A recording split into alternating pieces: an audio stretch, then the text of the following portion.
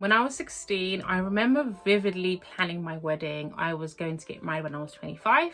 It was going to be a destination wedding at the beach. I wanted to have a mermaid wedding dress, and both my mom and dad were going to walk me down the aisle. And then 25 came, I still wasn't married. But at this point, I wasn't really that affected by it because everyone else around me was also having a good time, living in the moment. Not a lot of people was getting married at that time. 30 came, and now it seemed that everybody was getting married or getting engaged or working towards a marriage. I still wasn't married. And then at the same time, my mom passed away when I was 30.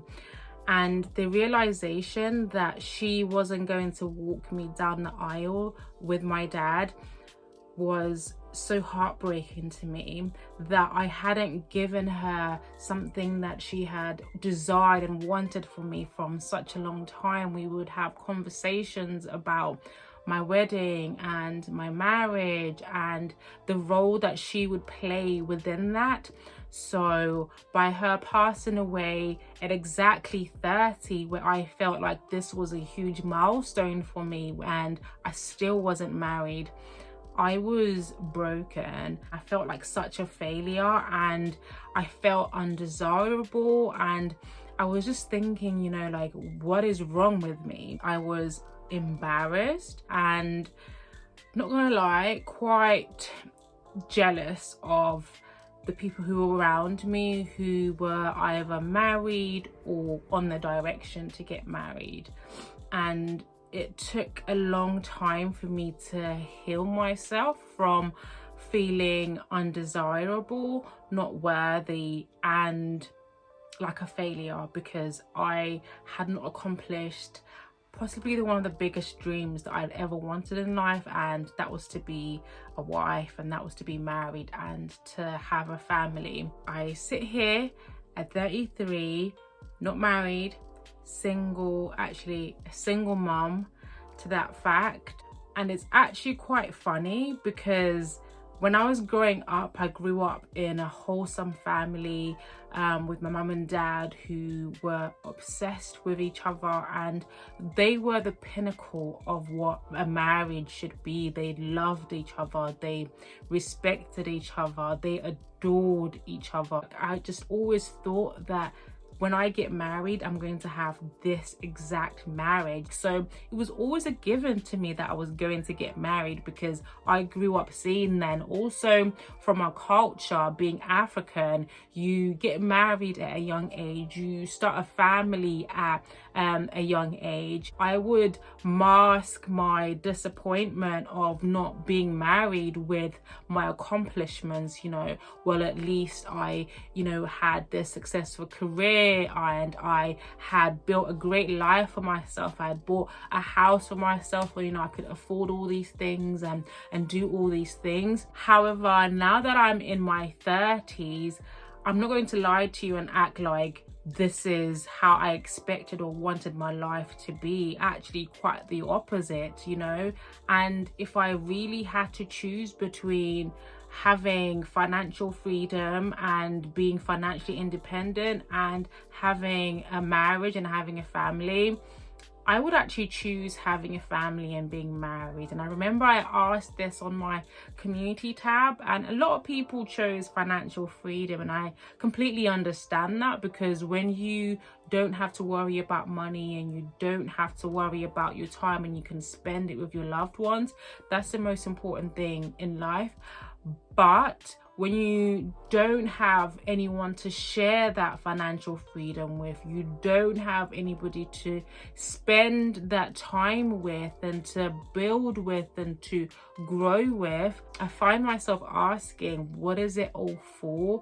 What am I doing this for? And especially with society and social media, we're seeing couple goals literally everywhere you turn. Another person is getting engaged, another person is getting married. You can't help but feel like, why am I not experiencing this level of happiness or joy? And I hear a lot of people who say that marriage isn't all what it's cut up to be, and especially what's portrayed on social media, people might not necessarily not be as happy as they're portraying, and I completely get that.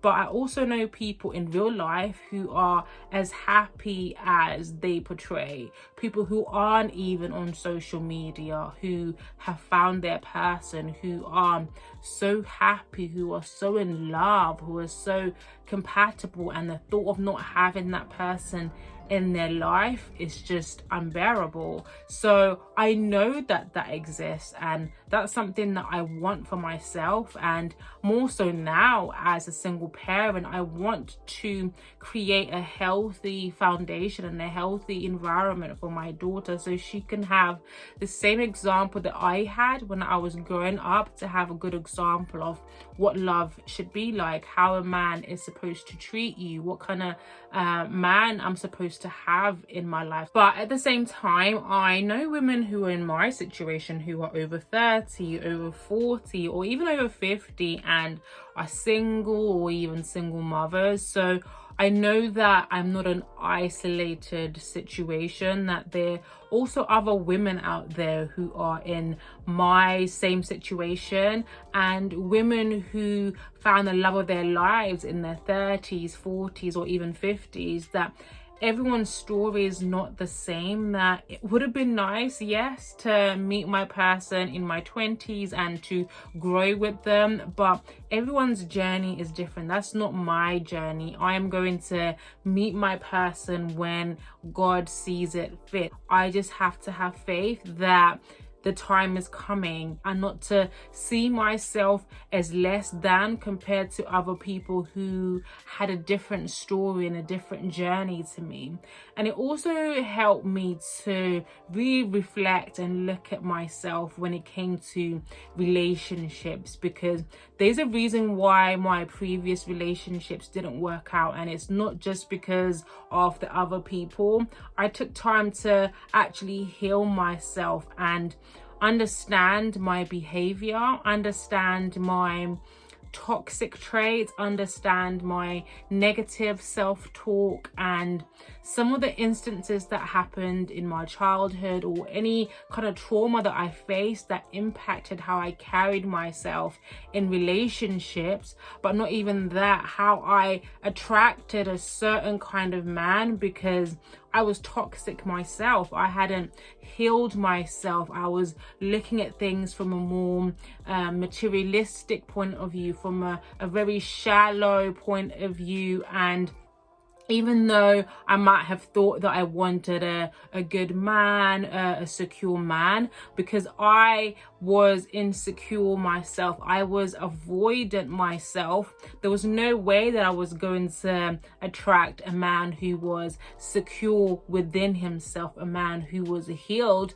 when I essentially was broken. So I had to take the time to actually get to know myself and to actually love myself, so that I could actually become the person that I wanted to be, who would then attract the kind of man that I actually wanted. Because the men that I was attracting previously were not conducive of a happy relationship, not even a happy marriage. So by me prolonging my healing, or not even prolonging it, not even being aware that I had to heal, right? Being aware that I had flaws and I had to work on certain things, I was also prolonging the likelihood of me actually meeting my person. Because if I was being completely honest, I wasn't ready to get married when I was 25. I wasn't ready to get married when I was 30, because I wasn't the right kind of person. I wasn't in the right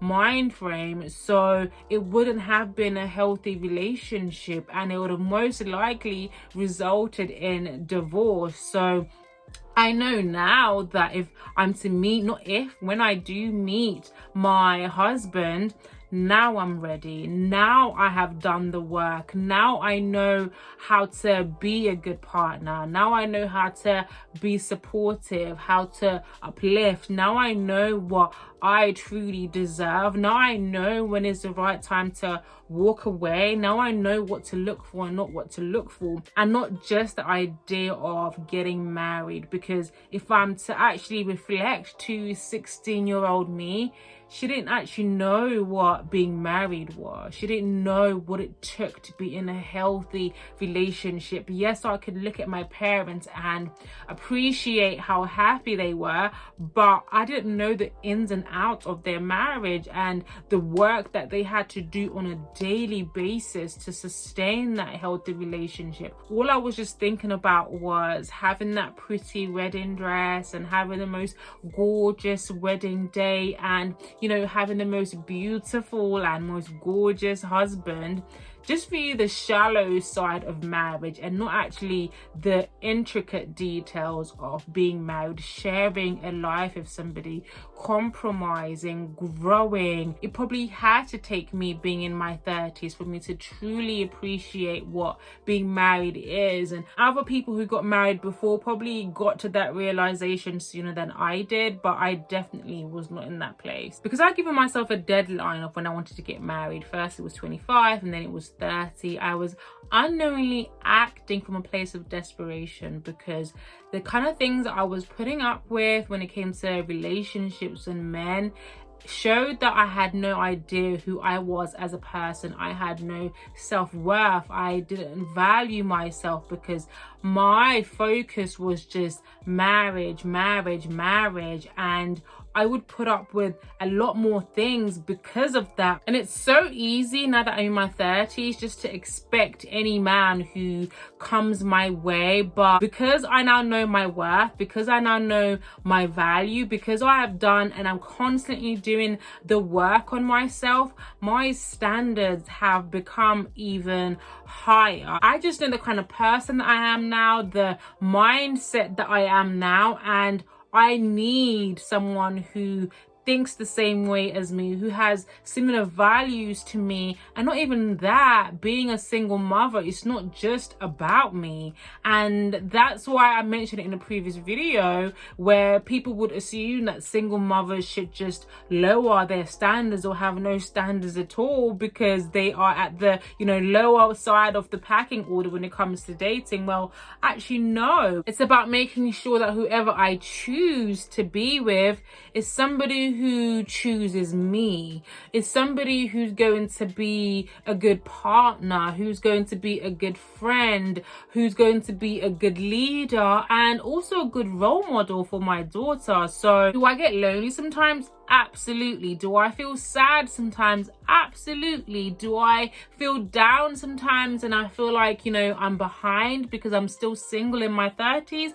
Absolutely. But nonetheless, I still have to maintain my standards, and I still have to know my worth. I still have to remind myself that I'm that woman, that I am not a failure, that I haven't done anything wrong, that I am desirable, that I am worthy. I'm going to get married when the time is right. There is no race. It is not a sprint. I feel like we've been conditioned to suppress our desires of being married and having a family. Don't get me wrong, I'm all for the wealthy woman era, but I always say to people that I'm independent, not by choice. I'm independent because I have to be, and I'm going to continue creating financial freedom and generational wealth for myself and my daughter during my independence. But it's not because I don't want to get married. It's okay to be honest that, we want to have a family, that we want to be married, because if you're not being honest with yourself and putting it out there, you're not going to attract it. You're not letting God or the universe know that this is something that you want and this is something that you desire. Even me sitting here and being honest with you guys about my feelings of being single in my 30s, it's not easy. It's me being vulnerable and letting my guard down. It's so much easier for me to sit here and talk about how to be successful and how to make money and how to heal, because that just comes naturally to me. But to sit here and be vulnerable and let you guys know that being single in my 30s is not something that I want. It's something that, you know, caused me a lot of embarrassment, made me feel less, that it's not easy. So let's not fall trapped to being prideful that we don't need men and we don't need to get married for us to be happy. If you do desire being married, it's okay to admit that. It doesn't make you weak and it doesn't make you less than, you know. It's okay to want to get married and to also want to be wealthy. Like, we can have both, you know. Maybe one will come quicker than the other, and it doesn't mean that if it hasn't happened yet that it's not going to happen. I see so many people who find their person and get married later on in life. I don't know if I'm going to meet my husband tomorrow, next week, next month, or even next year, but I'm not going to be miserable until I meet him, because just because I desire marriage, it doesn't mean that my life is not fulfilled because I haven't met that person. Like, I'm going to enjoy every single day and romanticize my life, my single mother life, until I meet the love of my life and I do get married, because I don't want to be miserable and I don't want to be depressed. Like, I don't know what tomorrow holds. I used to stop myself and avoid going to certain countries, certain places, or doing certain things until I was married because I wanted to do it with my husband. But life is for the living. If there's one thing that my mom passing away has taught me, is that life is too short. You need to savor every day. You need to, you know, live each day like it could literally be your last. So if there's things that I want to do, I'm not going to wait until I'm married for me to do them, okay? I'm still going to live my life and, you know, and give my daughter the life that, you know, I never had. So yeah, I'm going to continue giving myself grace in my 30s and beyond, and also being honest and transparent with myself with what I truly desire. And not only that, but also sitting in the uncomfortable, because things aren't always going to go according to plan. I'm not always going to get the things that I want when I want them, and that's okay. But if this video has helped you or opened your eyes in any way, then I'm happy, because I've accomplished what I've set out to do. Make sure you watch this video on how to be single, and I will see you in my next video. Bye, lovelies.